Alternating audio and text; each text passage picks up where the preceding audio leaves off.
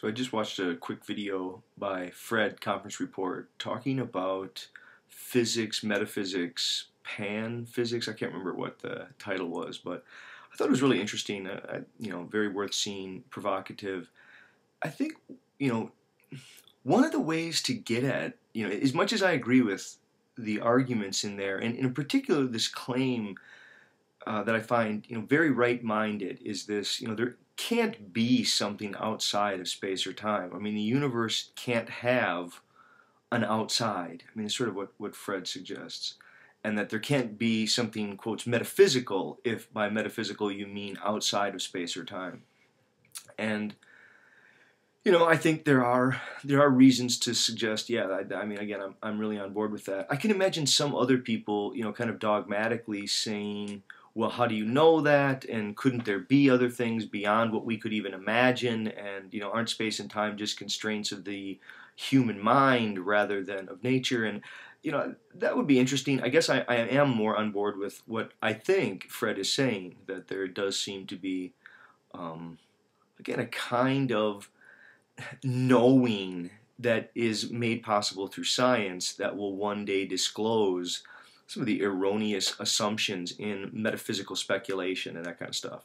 Okay, I think, though, a different way to come at some of this is to move at just everyday life problems. And I think, so one of the questions that I would maybe pose to you, Fred, or a way to maybe come at some of this is, as a question, would be, how about if somebody says there is, in fact, and I don't know if we're going to call it a something, but let's just say we'll call it a something, just for argument, that there is a something that does not exist inside space or time.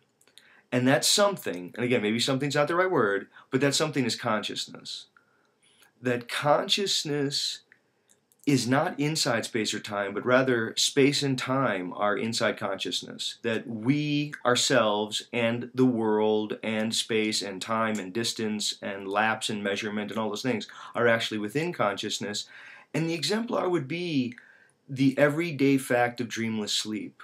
That is, when we fall dreamlessly asleep. Now, is my body still in space or time? Yeah, I think it is. I wake up in the room that I, laid down and fell asleep in, and I'm in the same bed.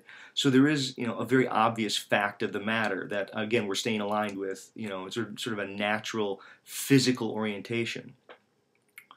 And yet there is something very radical about the complete loss of all space and time during the moment of dreamless sleep. That if I never woke up, it would be like I wouldn't know that I wasn't in the same room, wasn't in the same room. See, there's all kinds of problems that become apparent when I start to ask that question of, if I never woke up. I guess, we don't need these super fantastical divine intervention or, everything's in the mind of God. I think there does at least, though, need to be a recognition of sort of these humble paradoxes of the problem of the problem of the world independent of consciousness. See, I think the logic that maybe we would have to subscribe to in order to get that kind of there's nothing outside of space or time is to kind of postulate a space or time independent of the consciousness that's experiencing it. But that is really never the case.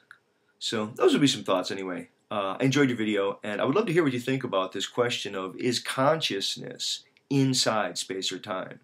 Okay, thanks.